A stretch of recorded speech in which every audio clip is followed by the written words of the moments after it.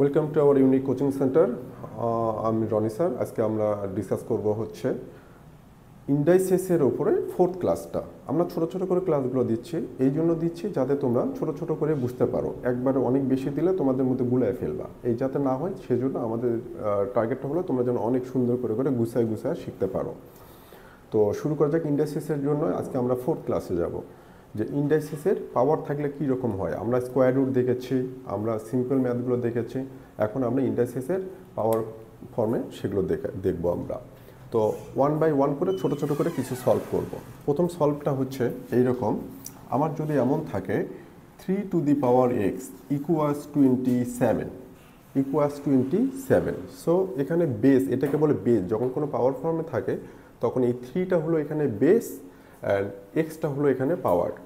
So আমি 3 to the power x করবো, আর এখানে আমি 27কে আমাদের ট্রাই করতে হবে যে আমি বেস 3 পাওয়ার ফর্মে লিখবো 27কে। সো 27কে যদি আমরা ব্রেকডাউন করি, 3 9 যা 27, 3 3 যা 9। সো 27 ইকুয়ালস আমরা লিখতে পারি 3 ইন্টু 3 ইন্টু 3, তিনটা 3 মাল্টিপ্লাই করে 3 3 যা 9, 9 3 যা 27।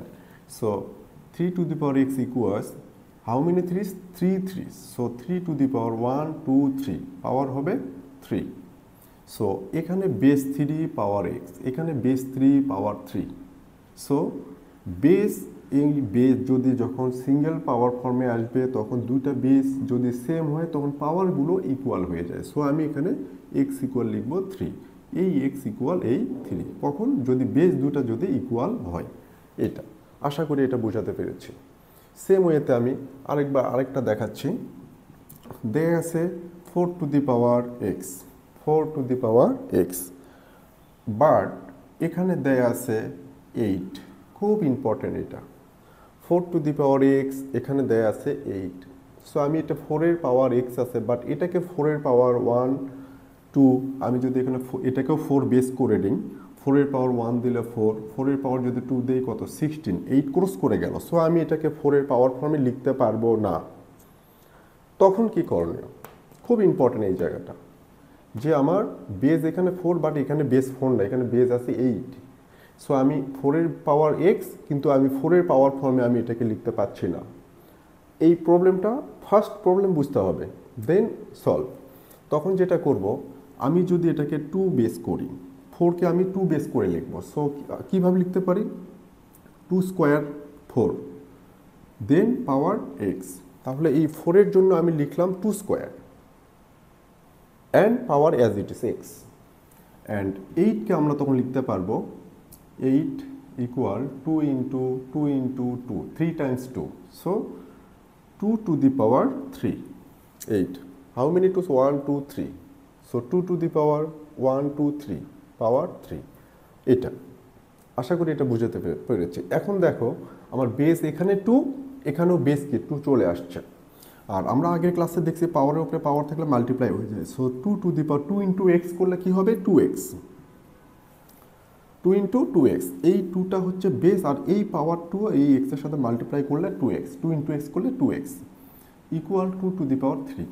এখন কিন্তু আমার সেম বেস চলে আসছে, সেম বেস, এখানেও বেস 2, এখানেও বেস 2। সো কী হবে তাহলে? পাওয়ার ইকুয়াল পাওয়ার। সো এখানে 2 বেস, পাওয়ার কত? 2x ইকুয়াল এখানে পাওয়ার কত? 3। সো আমরা লিখতে পারি x ইকুয়ালস 3/2, 2 এখানে মাল্টিপ্লাই ফর্মে ছিল, এই পাশে যে ডিভাইড হবে। So x/2।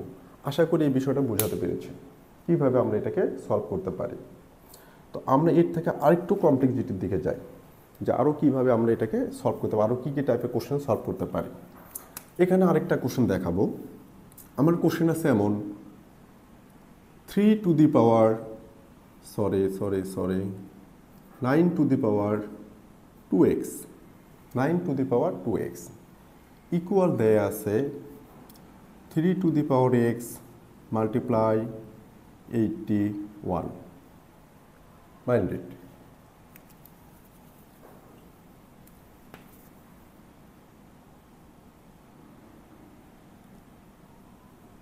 (81 into 3 to the power x). This is the question.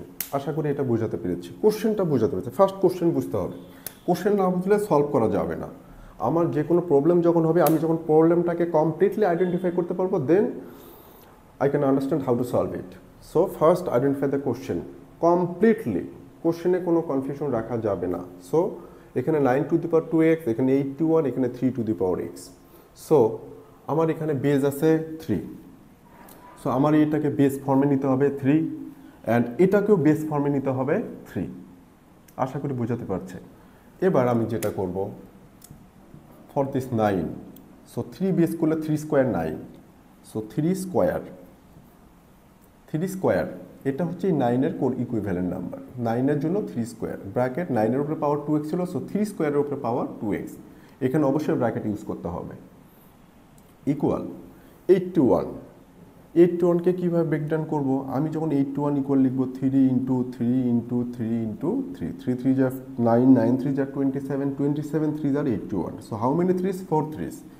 So আমরা এটা লিখতে পারি 3 টু দি পাওয়ার 4, কয়টা 4 আছে? 4টা, multiply 3 to the power x, এটা।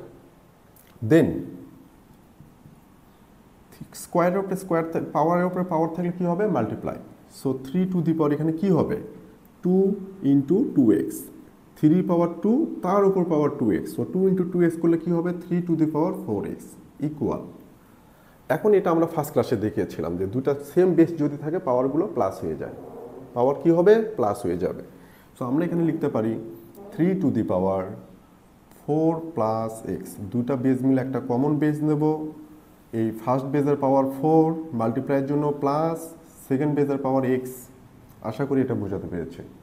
এখন দুটা কমন বেস 3 3, তাহলে এটার পাওয়ার ইকুয়াল এটার power, so 4x equal 4 plus x, এই 3 পাওয়ার 4x ইকুয়াল এখানেও 3 base power 4 plus x। So এটাকে সিম্পলিফাই করবো, এখানে 4x আছে লেফট সাইডে, আমি আননোনগুলো সব লেফট সাইডে নেব। সো 4x মাইনাস x, এখানে প্লাস x ছিল, যখন ইকুয়েশন এই পাশে আসবে ইকুয়ালের তখন minus x, equal 4 right side আছে, রাইট সাইডে থাকবে 4x minus x 3x equal 4, this implies that x equals 4 divided by 3, 3টা মাল্টিপ্লাই ছিল, ডিভাইড হয়ে গেল। আশা করি এটা বোঝাতে পেরেছি। এই টাইপের এই এখন যে ম্যাথটা সলভ করলাম ও লেভেল ফাইনাল এক্সামের ঠিক সেম টাইপের প্রবলেমগুলোই চলে আসে, এটাই এই টাইপের প্যাটার্নের কোশ্চেনগুলোই হবে, একটু এদিক সেদিক হবে, বাই ভ্যালুগুলো সেম হবে, বাট প্যাটার্ন আনচেঞ্জ সেম। আমরা ফার্স্ট পেপার সলভ করতে গেলে আমরা তখন দেখতে পাবো যে এই টাইপের কোশ্চেনগুলো কীরকম হবে। তো আশা করি এটা বোঝাতে পেরেছি। এখন আমরা এখান থেকে দেখব, আমরা একটু আগে বললাম যে কখন লগ ইউজ করতে হবে আমাদের। আমি বললাম যে এই ইন্ডেক্সের সাথে লগের একটা সুন্দর রিলেশন আছে, এই রিলেশনটা কি? এখন একটা প্রবলেম বলি, এখানে আমরা যেটা করলাম সবগুলো বেস এগুলো ম্যাচ করলো, কিন্তু যদি ম্যাচ না করে তখন কি হবে? আমি সেই টাইপের একটা প্রবলেম দেখাই দিচ্ছি লগারিদমে যাওয়ার আগে, জাস্ট বলে রাখি। আমরা যখন লগারিদমে যাবো তখন এগুলো ডিটেলস দেখবো। আমার কোশ্চেন যদি এমন থাকে 2 to the power x equals 5, how we can solve it? There is no way for converting the same base, there is no way। এখানে যদি 4 থাকতো 2 স্কোয়ার লিখতাম, সেম বেস হতো। এখানে যদি 8 থাকতো 2 কিউব করতাম, 2 বেস কমন বেস হতো। এখানে যদি 16 থাকতো 2 টু দি পাওয়ার 4 করতাম, কমন বেস হতো, বাট এখানে 5, সো এটাকে আমি 2 বেসে লিখতে পারি না।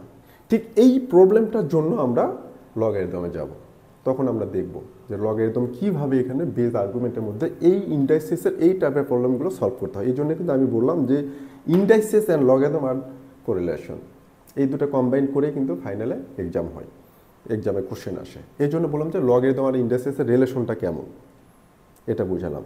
তো এটা আমরা লগারিদমের চ্যাপ্টারে দেখব। No more today, nice to meet you again, thank you so much.